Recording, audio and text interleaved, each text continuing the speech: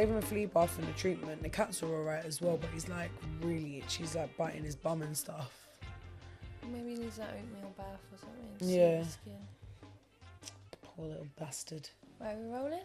Rolling! Rolling. Episode 12. Yes. Feeling fresh? Yeah, I'm feeling great. Yeah? How are you? You liar! Why are you lying? Why you always lying? Stop fucking lying. You're feeling a bit fragile, babe, but you Yeah. pulled it together. You got your lippy on. You got your sunnies on.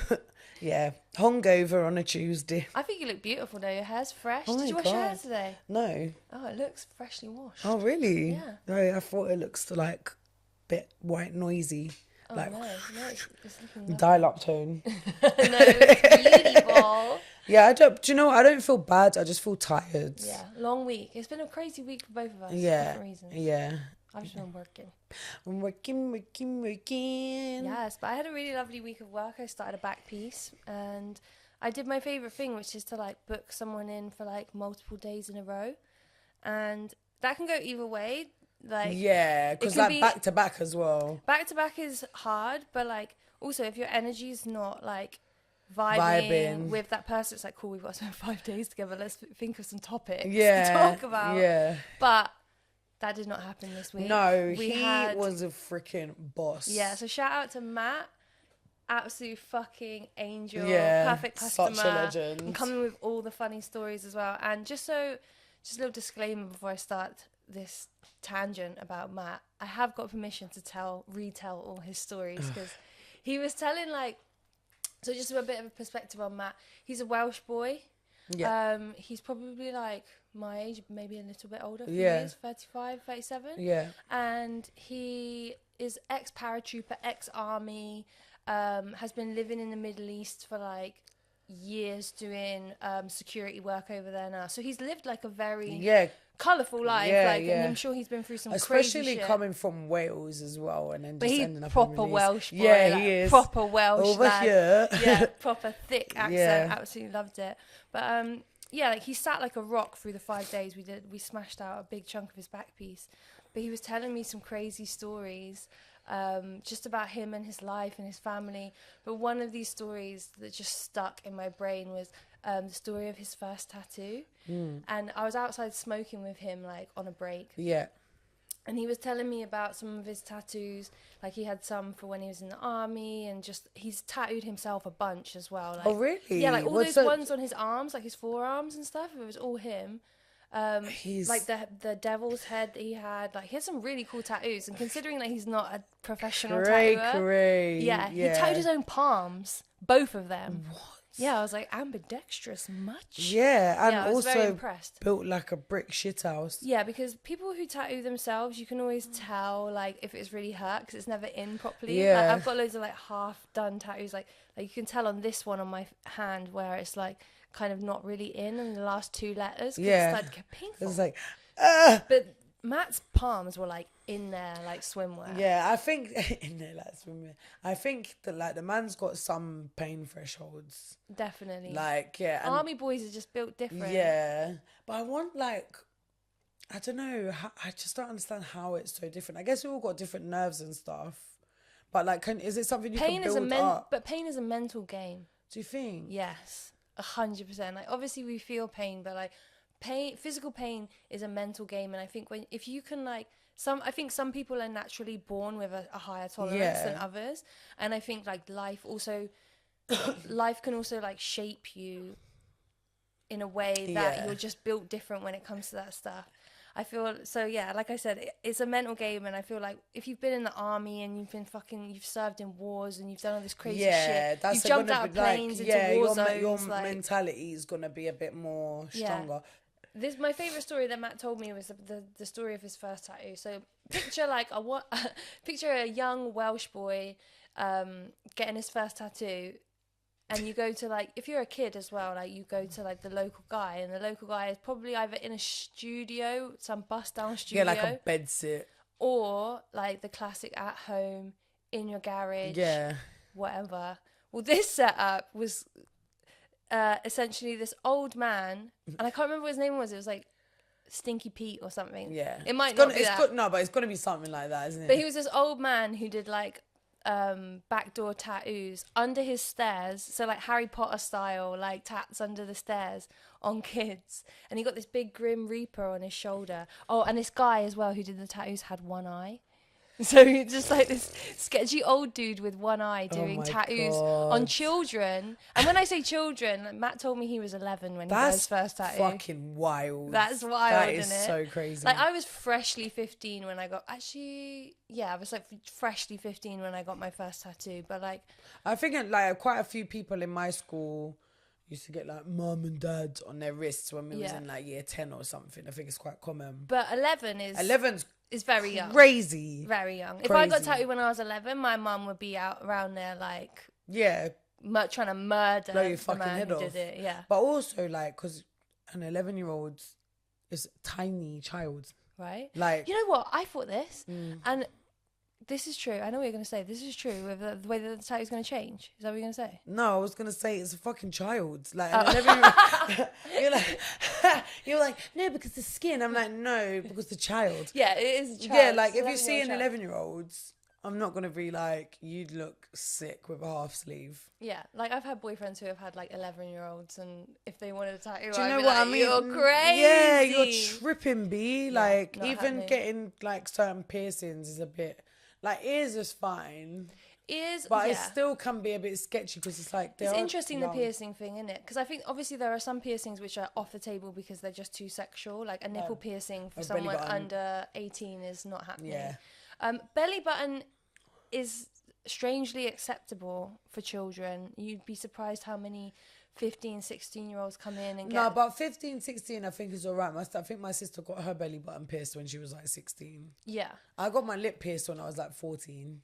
Yeah, I got loads of facial piercings when I was like 13, 14. Yeah. But also this was like without my parents' consent. Yeah, it was back in the day. Yeah, things are a bit more loosey-goosey back then. And I've spoke of Tribal Voice on this podcast before, I think, but I used to go down to this place where there was, it was like a bong shop with a piercing room in the back, and I used to go and get pierced in my school uniform. Yeah, I can literally smell the shop. Yeah. Nag Champa. Yes! Yeah, 100. Nag Champa all the way. Yeah. With the blue box. Yeah. But yeah, but like, I was getting... Oh my God, you just reminded me. There used to be this creepy old piercer in Plymouth. He used to be called Star. And he was like this creepy old white man with like half his head shaved and a few like eco dreads at the back. Oh God, stinking. Yeah, holding on to his like punk era, but had that like creepy hippie energy as well. Yeah, crust punk. Yeah. And he would like... Sorry. He would pierce like underage girls and stuff like that. And I remember I went in with my friend and she got a snake bite done on her tongue. Yeah. And I just remember like watching it thinking like, this is gnarly. Yeah, that's crazy. A snake bite on the tongue for how old? We're probably about 14. I don't know. Obviously... It was a different time, and her mum was a tattooer. No, sorry, her dad was a tattooer, and her mum was like this, and they were like old bikers, and her mum was this like old stoner hippie, and she used to smoke hash and let us do hot knives and in the house and smoke out of her hash box. You know what I mean? Like they were cool. Yeah, cool. Sure.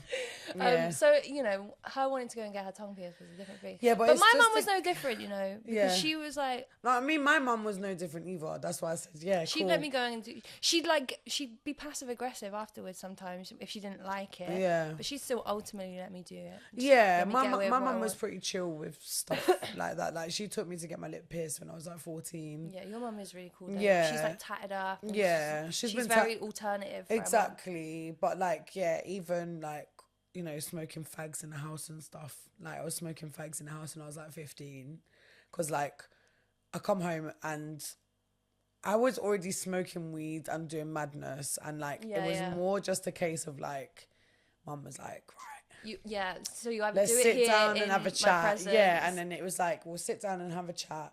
What's been going on? And then she was like, do you want to have a fag? And I was like, oh my God, I'm gasping. And then from there, like, we'd smoke and have cups of tea and chat shit, yeah. She cool mummed you. Yeah. Yeah, she found a way to... Yeah, find out I was doing MCAT, yeah. Yeah. Well, smoking a cig with your daughter is, like, to get to the root cause of what's going on. Yeah. I feel like you need to, like, get on a level. Anyway... We're tangenting. Yeah, tangerines. I love tangerines with you. Yeah. We should get to some of the points we're actually meant to talk about on this podcast. Yeah, but you want to tell the... Was that all you're going to say about the story? About Matt? Yeah, about the guy. What, about getting tattooed by an 11-year-old? Oh my God, I forgot the most crazy shit. Yeah. The craziest thing about this story with Matt, right, is he told us that not only was this guy tattooing children under the stairs... Imagine if that was like... You think that's mad? Yeah, so there's a man who tattoos children under his stairs, but he also has like a very macabre collection of oddities, apparently, and he would bring out like his favourite pieces from his collection and show the kids to, like, you know, try and be cool, I'm guessing. But Matt told me that one of the things that he showed him when he was a kid was like this lamp made of skin. That's fucking crazy. Right? Wow. I don't know if it was real or if he was just having the kids on, because it seems pretty fucking wild, but... Who knows? I feel like there are crazier things. If a man's got one eye and he's doing tattoos under his stairs to 11-year-olds, I would say he's got a lampshade of skin. Yeah, I would say that I feel like that would be quite on brand. Yeah. Probably got some little noonie bookmarks. That's what they found in Ed Gein's house, you know. What? Yeah, bookmarks made of noonies. And like dried vagina flesh. Yeah. But like, no, just the skin. Even with the little pubic fluff mound. on it, yeah. No. Yeah. That's fucking... Who was that? Ed Gein? Ed Gein, yeah. And they found a belt made of like nipples. So he was... Yeah. Oh, I've seen the nipple belt. Yeah, so he was, just like kidnapping people and skinning them. Was it and people? eating them. Was it men and women? Or men and women, yeah. And like, so... He was a cannibal? Yeah, he was, it was like cannibal, necrophiliac, and he was making a woman's suit. And because he'd like, he'd go out in the night time in his woman's suit and like dance in the moonlight. Is it what Silence of the Lambs guy is based on? Okay. Because like, he was like, he had this really toxic relationship with his mum, which was like kind of Oedipal. I was about to say Oedipus vibes. Yeah, and so she died and he just like boarded up her room and kept her in there, like just like as like a mummified shrine. Her. Yeah. Wow. Yeah, and so like imagine being the police that like, because I think he was taking people from the town, and I can't remember if it was like there was like a woman who worked in a local shop, and I think it might have been her was the last one to get taken, and everyone was like, right, we need to find out what's going on. And because like, even I don't know, by all accounts he sounded very fucking weird and like probably acted like somebody who would have a noonie bookmark. Yeah. And like imagine busting into his house. He had like bowls made of skulls, and he's like using skulls to eat like people. Yeah. Well, allegedly Matt's tattooist, the one-eyed child tattooer, he said that it was an artifact from World War II. And I googled this before because I wanted to like actually like work out, because I was like, did the Nazis actually like collect skin? And there's no proven thing to say that they like kept them, but there was this place in Germany which was where one of the camps was. I can't remember which camp it was, but I was looking at it just before you came over, and they basically took a load of the tattoo. Allegedly there was a lamp in one of the photos that was allegedly made of human skin. Oh. Then there was all these other skin artifacts, which were just like sheets of dried out skin, but they all had tattoos on them. And apparently some of the Nazi generals would take these skin samples from like the tattooed people that they had in the camps, because obviously they tattooed the people like who went into the camps stuff, but not that it was like old school traditional tattoos, because like I'm guessing, I don't know if Jewish people don't get tattooed, right? So it wouldn't have been the Jewish community. Yeah, maybe like the gays. Those skin artifacts, probably the gay community, or the gypsy community. Yeah. Because they were also they got taken into the concentration camps. Yeah, gypsies. But that's that skull thing that you said just reminded me of. I actually got tattooed back in the day at the shop. I won't disclose which one it is, but that might be problematic. But I got tattooed by this guy once, and he pulled out a few weird things. I guess this is my version of Matt's story, but he pulled out a few weird things in the sessions that I got tattooed by him, like weird artifacts. In the first session I ever, there should have been a red flag, but the first session I ever got tattooed there, he was just like watching really intense porn. For fuck's sake, man. But one of the artifacts he pulled out one day was the top of a skull. So it was the top of the skull here, a human skull. And I've been to the Hunterian Museum and I've seen... Yeah, but seeing it in person, why have you got that? Behind glass is one thing, do you know what I mean? But like, just like hanging out in your tattoo shop. Yeah. Do you have that? Yeah, and then he would like...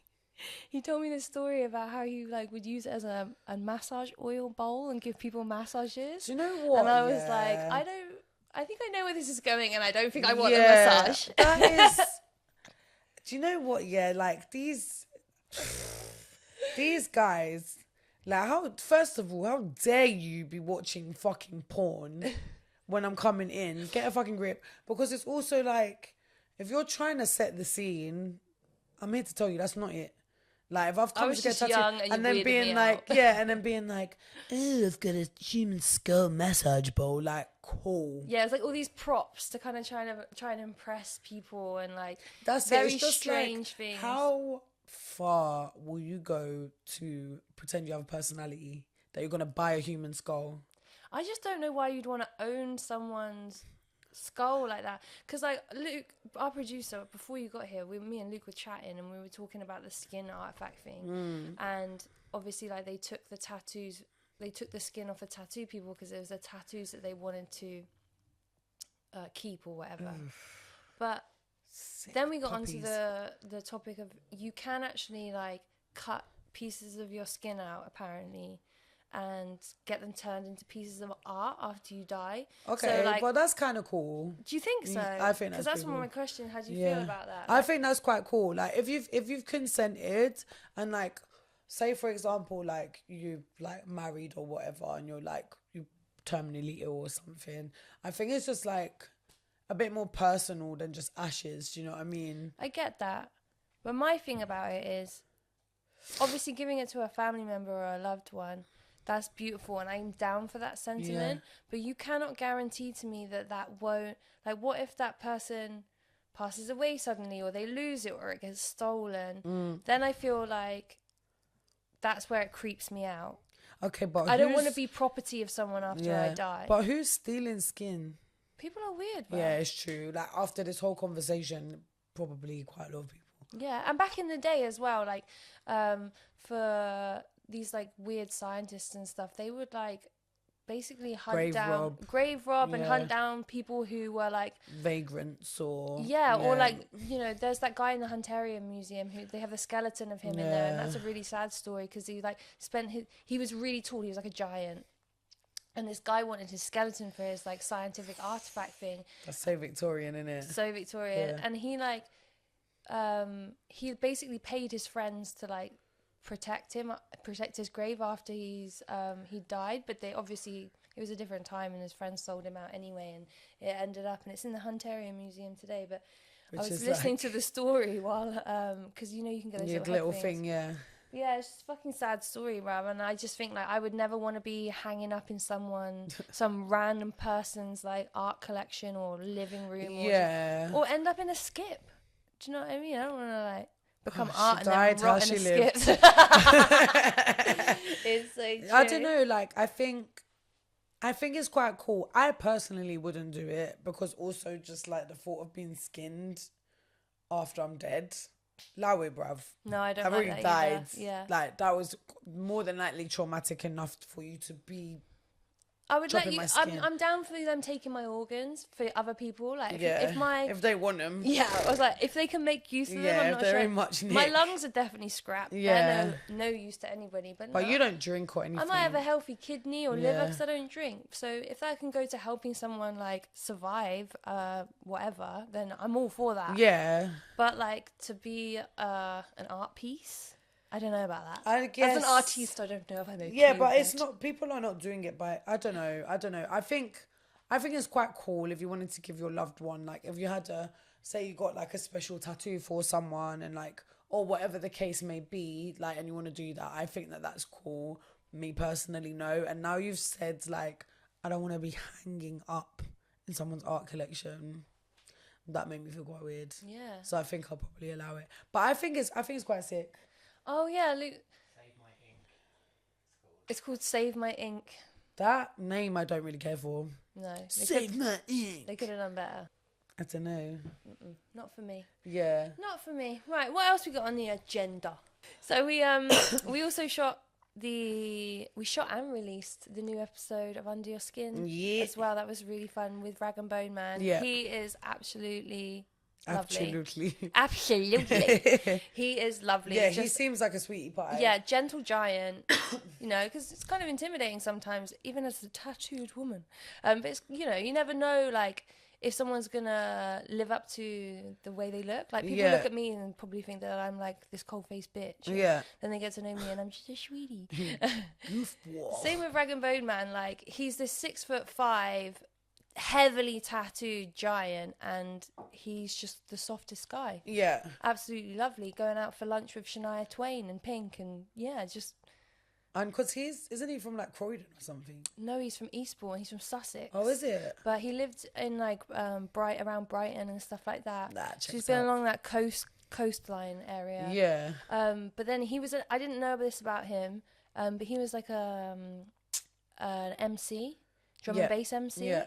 Like back in the day, and he did all this like rap stuff and MCing. Yeah, because he used to do stuff with High Focus, because quite a few Croydon people I know him. Yeah. Yeah. Kind of jaunted the same like spots as what's it called? What's that guy called? Jam Baxter and all of them. Yeah, yeah. That like reminds me, because he was talking about those kind of musicians and the people that he like come up with and stuff like that, and it was kind of very nostalgic for me in a way, because it was like reminding me of like, because I was coming up and living in Bristol around those times, and like those are the sounds of Bristol. Do you know what I mean? Yeah, like 4 Hours and Jam Baxter. Yeah, exactly. That like Dirty Dyke and High UK Focus rap sound. Yeah, it was like very, very concentrated in Yeah. Bristol, and like I think it still is. Yeah. But I haven't been to Bristol like that in a long time. But yeah, it was really nice to just kind of like take a trip down memory lane through his life, and feeling the kind of like parallels and connections that we had, and it was just really nice to chat to him. Just a sound guy, innit? You'd want him at a dinner party. Yeah. Just a nice guy. Well, I guess as well, it's nice,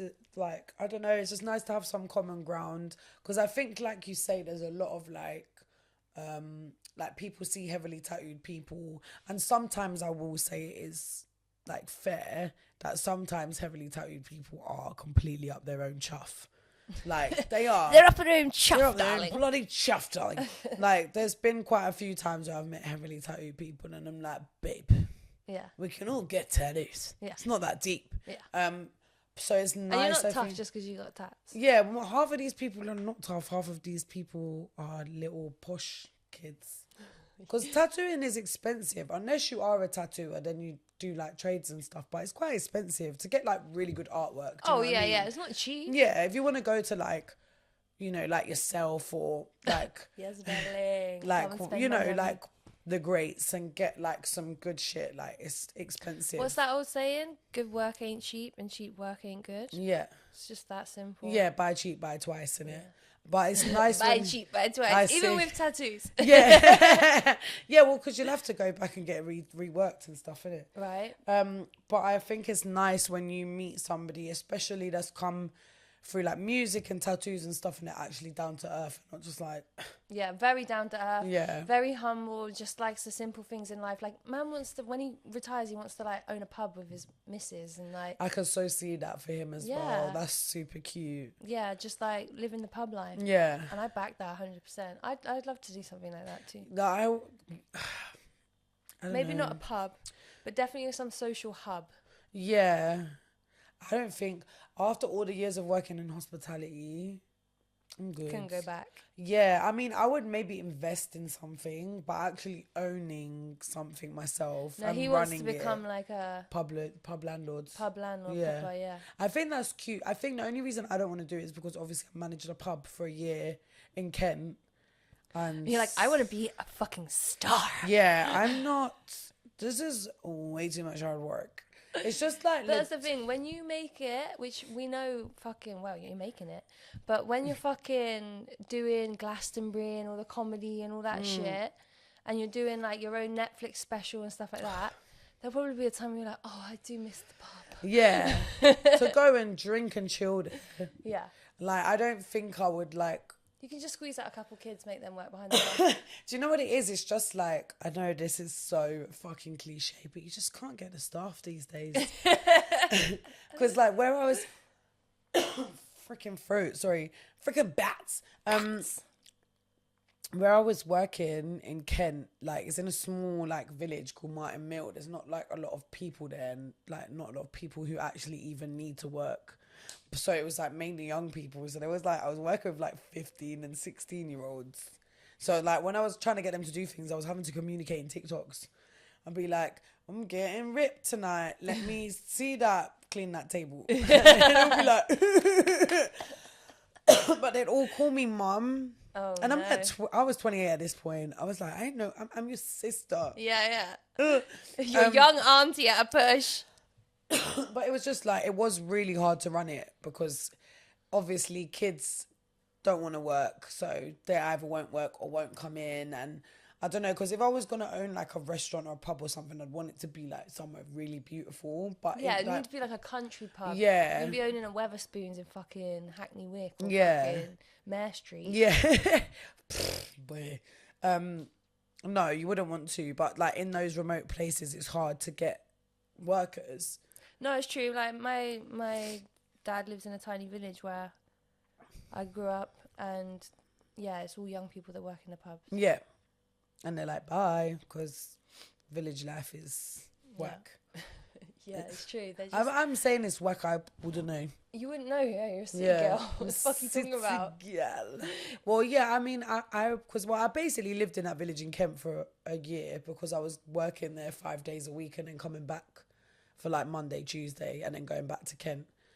But as someone who has experienced both, I would definitely want to raise my kids in the countryside. Not in the dead country, like in the depths where there's like nothing there, but like a good sized big town with really nice countryside around it, close to London. Yeah. That's how I would picture it. I don't think I would want to like raise my kids in Bow and have my kids go no. Do you know what I mean? Have my kids going to school around here, No, having to definitely grow not. up as teenagers around here, like there is obviously like the country's weird as well, but it's just different. Yeah, I don't know. London's just too on top. But I don't know if I would. I think I would raise my kid in like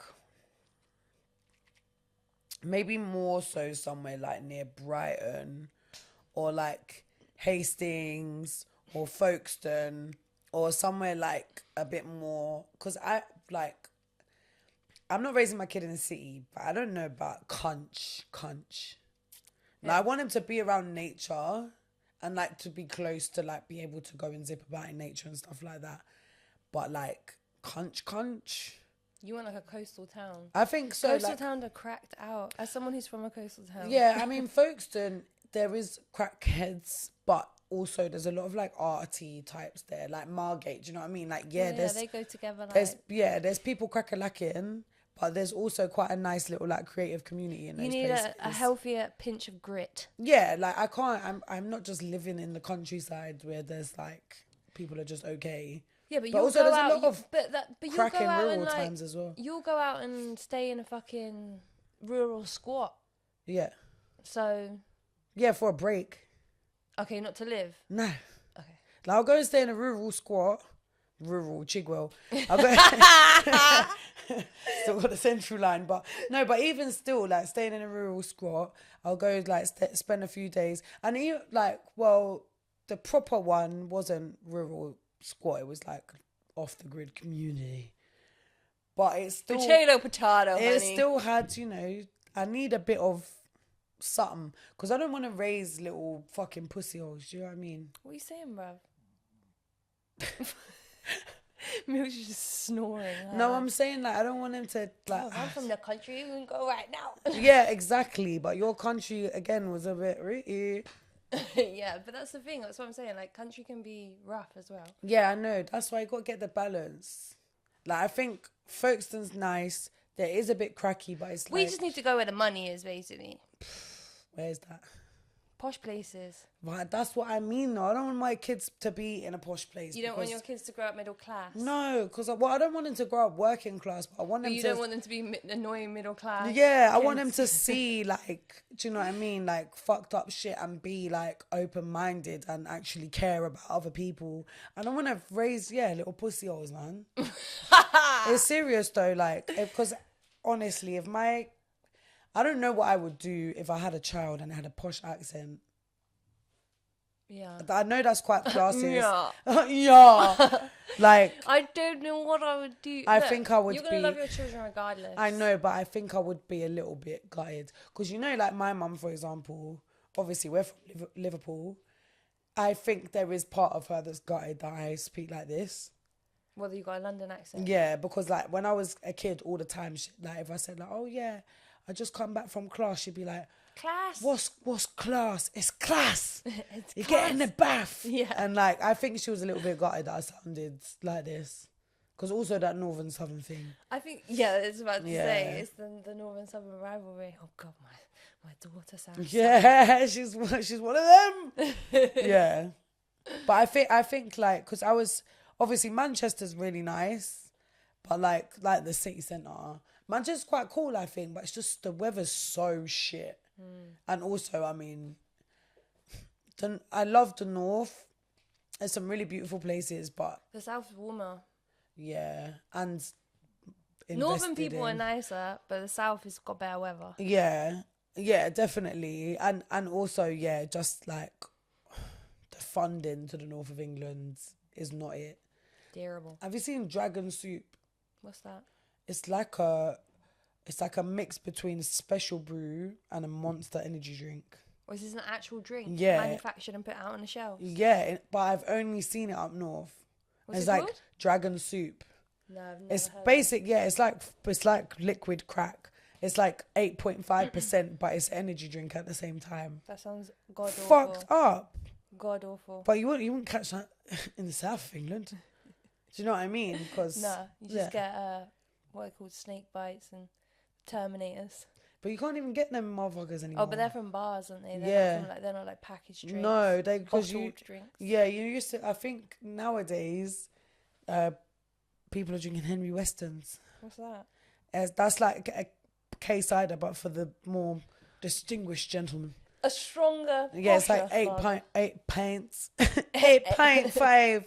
It's like 8.5%, but it's like, you know, posher cider, but it still will make you probably fight a squirrel. Yeah. Okay. Interesting. The That's world's what's changing. It's different to what I know. Yeah. White lightning. Yeah, white ace. Yeah. It's like vinegar, petrol, Battery cider. acids. Yeah, for like £2. Yeah, £2 for it'd be like £1.50 for a litre of it. Yeah. I like got really paralytic on white ace and Lambrini. Yeah, it'd be like white ace, Lambrini, special brew. K cider, supertenants. Yeah. Special brew reminds me of like the anarchist squat scene. Yeah, special brew was like, I remember we had this one squat party because we were like squatting this fucking dilapidated old hospital in Marylebone. It was bare scary. And we had a party and like this guy, chat shit Nick, who's fucking weirdo, he was like, right lads, I've got the drinks in, and he had a fucking crate of special brew. I was like, how do you even get a crate of special brew? Did you steal that off the back of a truck? Yeah, but I only tried a special brew for the first time in like 2015 because it makes people's breath stink. It's rotten and gutted. I've never been a big drinker, so them like, if I'm going to drink a beer, I'm going to drink a beer. I'm not going to drink an 8.5% beer that I've seen crackheads drink. It smells like a bin. Same with K-cider. It's like... I used to drink a lot of K-cider. It stinks. It does stink, and it tastes like... whack. Yeah, like that wax. Big black can. It's just like, oh, yeah, but I mean, when I was like 14, 15, they used to be like 80p a can. And there was like one shop in Hackney that would serve us. So we used to go to Hackney Central and like just go, and because they did a deal as well where you could get like 10 cans for like £5 or something. So we'd go and do that and then get like a big bottle of Lambrini and then just go to Trafalgar Square or Camden Lock and just get fucked and then just vomit everywhere. The objective was to get as fucked up as possible. For as cheap as possible. It's the good old days. Yeah. Right. Right. What have we got on the agenda? We've got some ghost stories, haven't we? Yeah. And a period confessional.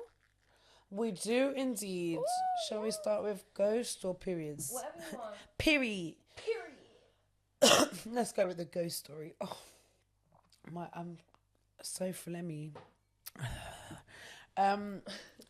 Again, thank you so much for sending this stuff in. Keep all your bits coming.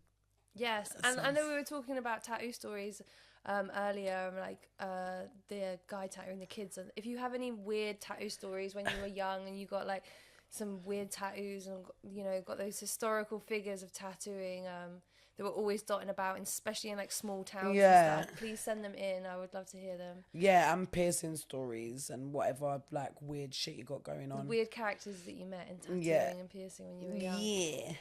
Yeah. Cool. So this one is from Rebecca Orton. So this isn't a scary story, but it always makes me and my mum laugh when we think about it.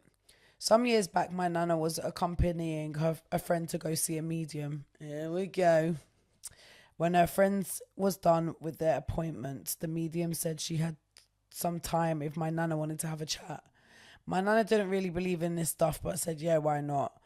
They chat about lots of things, and then the medium says, someone close to you died recently, didn't they? My nana says, yeah, actually, my mum has just died. And the medium says, I know. She's here with us now, and there's something else she wants to tell you. Then the medium gets all confused and is like, she wants to know if you know where her legs are or something. She says, where are my legs? Does that mean anything to you? At first, my nana was like, what the hell? But then it clicked. When her mum died, she'd buried half the ashes in the cemetery and spread the other half at the bottom of the garden around a fruit tree. Ever since then, she's been freaking out about splitting the ashes, and all I can think about is my poor great-grand crawling around the afterlife with no legs on. Knowing my great-grand, though, she could have just been fucking with her for the lols. That's crazy. That's so cute. I've thought that before, though. I have thought that about ashes. Like, you can't... Because you know how some people divide the ashes up? Like, I think that's a bit gnarly. Really? Because we spread my nan and my uncle's ashes in the sea in Liverpool, but then I've got me and mum have got a little bit of it. Yeah. Each their own, babe. Her face. Each their own. It can never be me, but really, what? So you wouldn't keep a piece of your loved one? Well, you don't even. I probably would want to. If someone I loved died close to me, I would probably want to keep a part of them. But if the shoe was on the other foot, I'm like, I'm an Aries, I'm all or nothing, innit? Either you keep all of me, but like old grandma, do you know what I mean? You're not going to leave me legless at the fucking top of the fucking hill. Yeah. Nah. I don't know. Things like that fucking weird me out. I think it probably plays into the same thing that weirds me out about someone having my skin. Yeah. I don't know. Because people be doing their witchcraft and shit. I mean, but you're dead. Yes, but part of me is always going to be alive. Do you think? Yeah, my soul is energetically proven. Energetically? Semi-scientifically. The energists proved it. No, because the physics people proved it. Just like they proved manifestation's real too. Manifestation is real, bruv. It's true. They've scientifically proved that manifestation changes like the chemicals of the atoms. Don't quote me, but you know what I'm saying. No, I think intention setting works. Like if you say, okay, I want this thing, and I'm setting my intention that I'm gonna. It might just be psychosomatic, but yeah, who knows? It might just be in my head. Wow, she's gonna fight me after this, guys. If you don't hear from me next week, it's just gonna be the Pokes podcast. So jokes got poked. But yeah, that I do you know what? To be honest with you, I would like to be spread around. Yeah, I bet you were just slag. She died. You were a fucking total slag, that's why. I would like, but it would be nice, like, because I was thinking about maybe taking some of my nan to like Mallorca and spreading a bit there so she can be at like another nice beach. Or she can have a leg in Mallorca. Yeah. An arm Dip a in little toe in. Wales. Yeah, dip a little toe in. An elbow in fucking Liverpool. Yeah, because I would like maybe to go to like, maybe a bit in Thailand, some in Mexico, some at, like with my family. It's a beautiful thing, but this story just backs up what I was feeling. But do you know what? I like that because I want something like that to happen to me. Well, funny I told story. you. No, like some ghost things. Oh, you want an encounter? Yeah, like if there's any mediums or anyone. Well, why don't you seek out a medium? Why don't you manifest it? I know in my luck, I will spend time manifesting a medium and I'll get baby reindeered or something. It'll be some single white female medium or like just like greasy guy. But I would like to, because I've had. Well, because you're manifesting it right now. That's it. Is it? Maybe I want Get what you put out. But I think because I've like spoken to like clairvoyants and mediums before, and I'm like, but not professionals. These are like people who claim to be clairvoyants and mediums who are like high on ketamine in the squad. Like, there's a difference. if only it was even between that good. Fucking Mystic It's just Meg, like who's got a legit fucking Bow house. Church Summer Fate. Yeah, she's got fucking leaflets. She's got a sign in the door. It's like when you go in, I love it in LA, like when you go around and you see like the little houses with the little like mystic signs. Nah, but I love that shit. I'm like, ooh. Do I want to knock on your door? It doesn't feel safe, but I do. What makes a legit medium or clairvoyant? Leaflets. And signage. You don't need, what's it? ESPN. Yeah, but if there's any mediums or them man there. Oh my God, if there's anyone who is a clairvoyant who's watching this and wants to come on and clairvoyant us, please bring some ghosts to the table so Jen can have her first spooky encounter. Let's fucking do it. We'd love to have you on. Yeah, Please that would actually be sick. But you like need send to us your credentials. Yeah, you gotta be a real one though. Yeah, tell us 5 facts about me and Jen that only we would know. Ooh, I like that. If you can tell us about ourselves to make us believe that you can actually, clairvoyant the shit out of us. Yeah. Then we're here for it. Tell us about ourselves. It's hilarious. You stink. You're lazy. Right, I think let's see. Period confessional. Period poo. Sponsored by Day. As always, if you'd like to try out any Day products, we've got code POKES15 and you get 15% discount. Amazing. On your order. Get yourself some organic tampons for your vagina. The R makes it royal. Give me some of that vagina. Cool. Give me your confessions. Clear your throat. These are my confessions. Yeah, my ratchet throat. Also, if there's any throat transplanters. If there's any throat goats out there who can help Jen with remedies she would really love. Some of you did actually comment some good ones on YouTube. Like, my tonsillitis has got better, but yeah, I need to just probably stop horsing around. Yeah. Stop goofing off. All right. Hey, Grace and Jen. I love the podcast and everything Grace is doing on FFTV. Oh. Thanks. It's so nice to see some fresh stuff being put out, and I think it's really cool you're doing it all by yourselves. Girl power, yeah. Woo, there's a dick all behind by the camera, ourselves. Don't worry about him. We don't need no man. We don't need no man. Sorry, Luke. A few years ago, just after COVID, I was at Glastonbury with friends celebrating being released from lockdown and perhaps partying a little too hard. Part of the reason for us going was to celebrate my friend getting married, and we dedicated the Saturday to all dressing up like slutty brides in sexy cute wedding dresses. Oh, cute. I love that. Yeah. It was late afternoon and we were in standard Glastonbury mood, completely off our nuts. Flashback 3 days before setting off for Glastonbury, I had the worst luck on starting my period. Flash forward to the Saturday morning when I was getting dressed and I realised I didn't have any underwear. Screw it, it'll be fine, I thought. In the white dress. This is where you knew you fucked up. Right. One other thing to point out, if you've never been to Glastonbury, is the awesome selection of food they have. of which I had been going to town on. Yeah, if you're hungry and you're coming on your period, you want to eat everything. Exactly, and especially if you're like not eating for a lot of time as well. We were mid-boogie into Sam Fender at the pyramid stage when I felt a painful rumble in my stomach. Oh no. The music was loud and the place was busy, so I thought I could comfortably sneak out a fart and let one of the boys nearby take the blame. As I slightly lifted my leg to relieve myself, I let out the most thunderous fart of my life, which also managed to fire out my tampon and the fluids it was absorbing, which shot all down my leg. Embarrassed is an understatement, but luckily my girls were straight on it, forming a human circle around me and shuffling to the nearest toilet. To any of the 100,000 witnesses in the field that day, what can I say? Shit happens and so does blood. Blood. Blood. I want to suck your blood. Fuck's sake, Jen. What's wrong with blood? Shit happens and so does blood. Keep up the awesome work. Love to you both, Katie. Wow. Well, that is... I'm sorry, Katie. I'm sorry that happened to you. That must have been embarrassing. But thank God for girlfriends, hey? Sisterhood. Yes. I love just the visuals I'm having when I close my eyes. In it, yeah. All these slutty brides rallying around. Yeah, like, move. Like, the shitty bloodstained bride. Yeah. I farted my tampon out.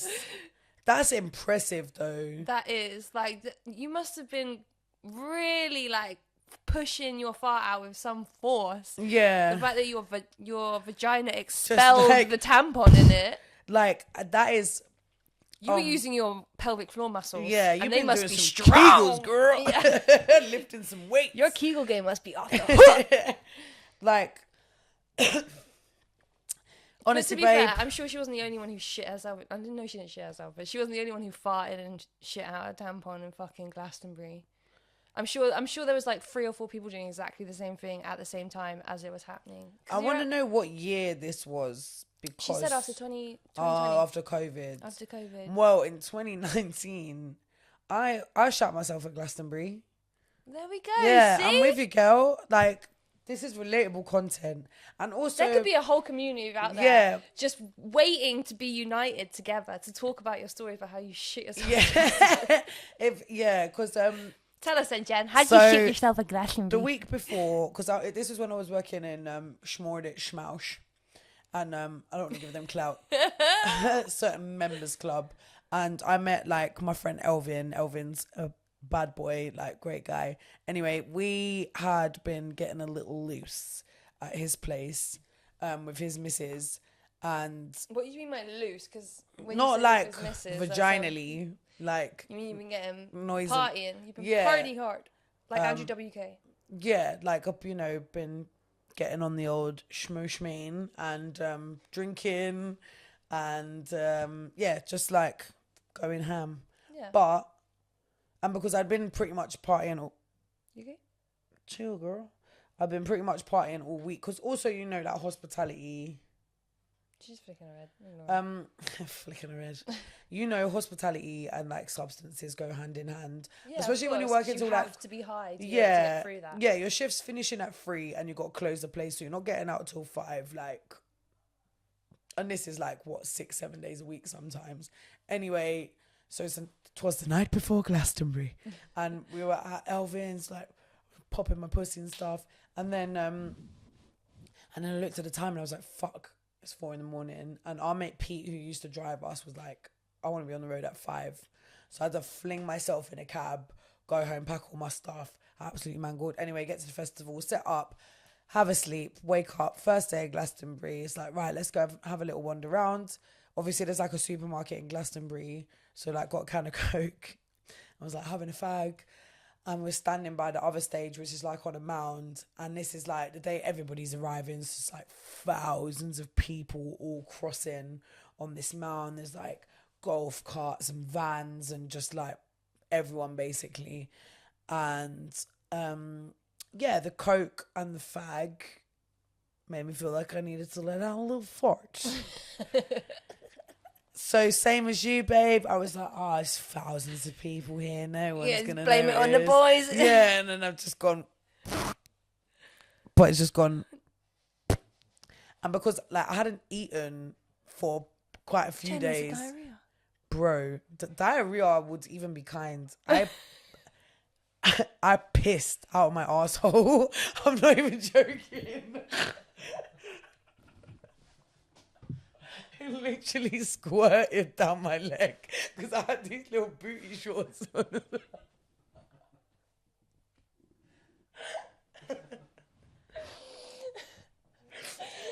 Down your bare legs. Yeah, down my bare legs.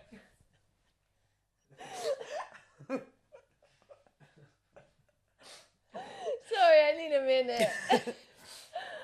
Oh my god. Okay, so what did you do? So I'm like, because I go to Glastonbury every year with my sister in it. Yeah, that's like our tradition.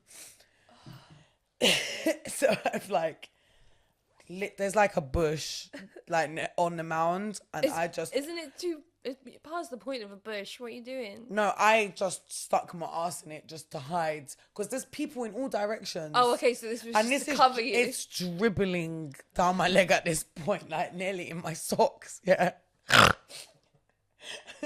So I'm like, I've called my sister. I'm like, chill. She's like, what? I'm like, are you on your own? No, so I was, because we was with the group that we were camping with, and everybody kind of went off their upper heads, but my sister was like straggled back a little bit, because obviously she was like kind of like walking with me. But like when I shat myself, obviously I was like, went into a state of shock and like froze, and I was like, fuck, this is not the trauma response I need. You should be in flight mode right now. So I'm like, chill. She's like, what? And I've shat myself. She's like, what? I've shat myself in front of all these people. She's like, fuck. So she's done the same thing as this girl's friends. Like, she's like, just like gone behind me, got me to the toilet. She's like wiping the poo off my legs. But you want to know the dirtiest part about this story, and I'm not proud of this. That's not the dirtiest part.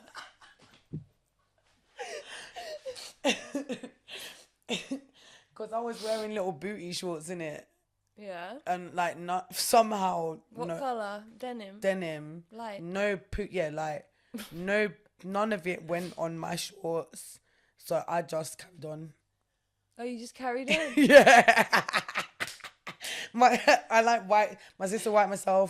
You wiped them down. It was just superficial damage. Yeah. Oh, okay. So long term, not as embarrassing as it could have been. Yeah, but you still shit yourself in front of all these people. Yeah, and the thing is, because I could have gotten away with it, but I was like, you just got to affirm it. And like, because I went to go and see my friends, and like, hey guys, did you shit my pants? Yeah. It's like, it's still written on my friend's caravan saying I shat myself at Glastonbury.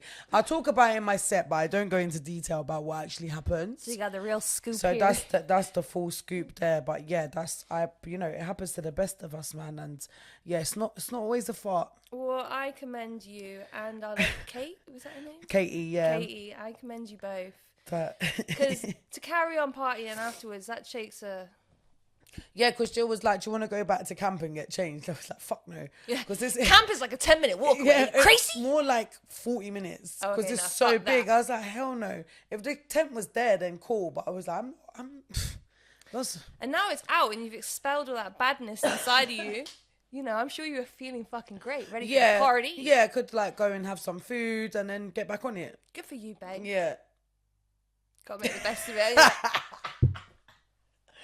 Oh, bloody hell. If anyone saw that at Glastonbury then in 2019 and they saw Jen shit themselves, please let us know. Yeah, let me know. No, fuck you. Take it to your grave.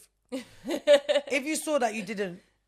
Well, don't worry about me. About it now. Yeah. Even if they weren't there, they saw it. Close your eyes and imagine it. No, but it would be kind of funny if there was an eyewitness. There was many eyewitnesses. Yeah, but you're lucky it was Glastonbury and everyone was off their fucking rocker. But no, they weren't, because everyone was arriving. But I'm sure there are still people out there who talk about that elusive story. Do you remember that girl that shit herself in front of us? But you know what the thing is, because it wasn't like explosive.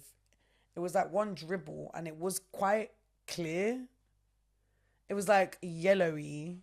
I didn't eat anything and I'd been drinking like cider for like a week, so it's just like bile poo. Yeah, basically, like vomiting out your asshole. Oh man. Okay, cool. Any I think I'm done with this shit story. Yeah, any potential suitors? Oh yeah, Janice is single and ready to mingle. Yeah. So if that story entices you, drop in her DMs. All right, shall we do a question and then? Yeah, let's do a question. I've been loving the questions that you guys have been sending in, so please send us in more questions, more stories, and just generally tell us how you feel. Yeah, just like speak to us because we're here to help. Yeah. Your favourite mediums. Yeah. Here to manifest what you need. Here to manifest your answers. All right. Hey, Jen. Hey, Grace. Hey. I really love listening to your podcast. You guys are so fun to listen to, and it always brings a smile to my face when I see that a new episode has been released.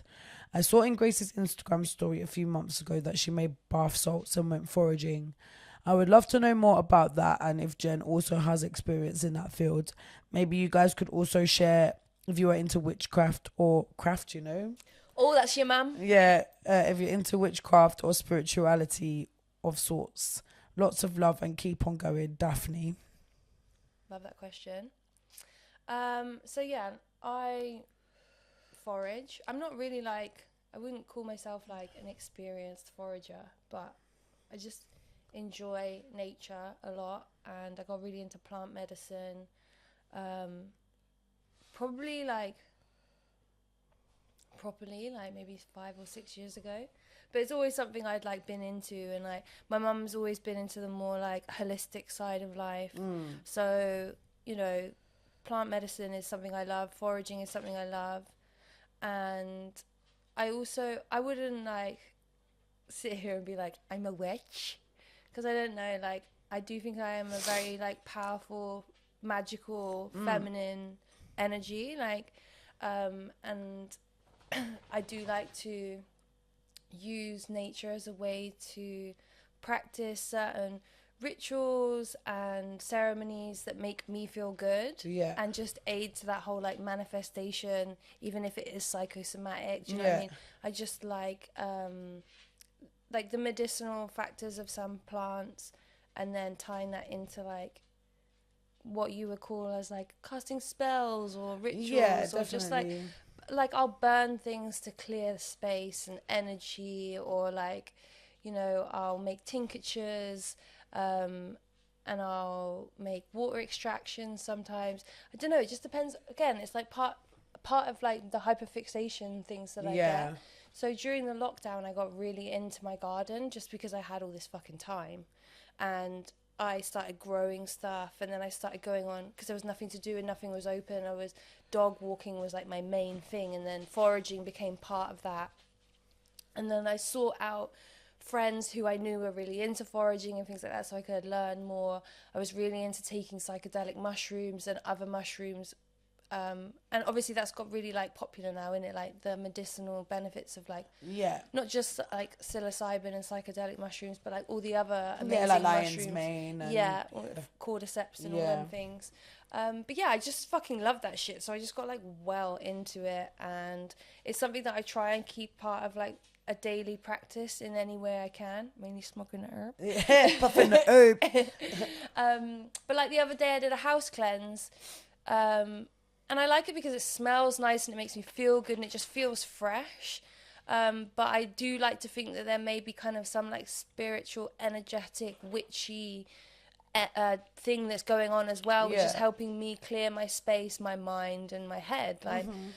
So one thing I did the other day is I got loads of cinnamon bark and lemon balm from the garden and some mint, and then I just sliced up a load of apples and oranges and put them in a huge simmering pot with mineral water, and then just let that simmer down through the house all day. So it's basically those those misty things that you put water and essential oils in. Diffuser. A diffuser, not a humidifier, sorry.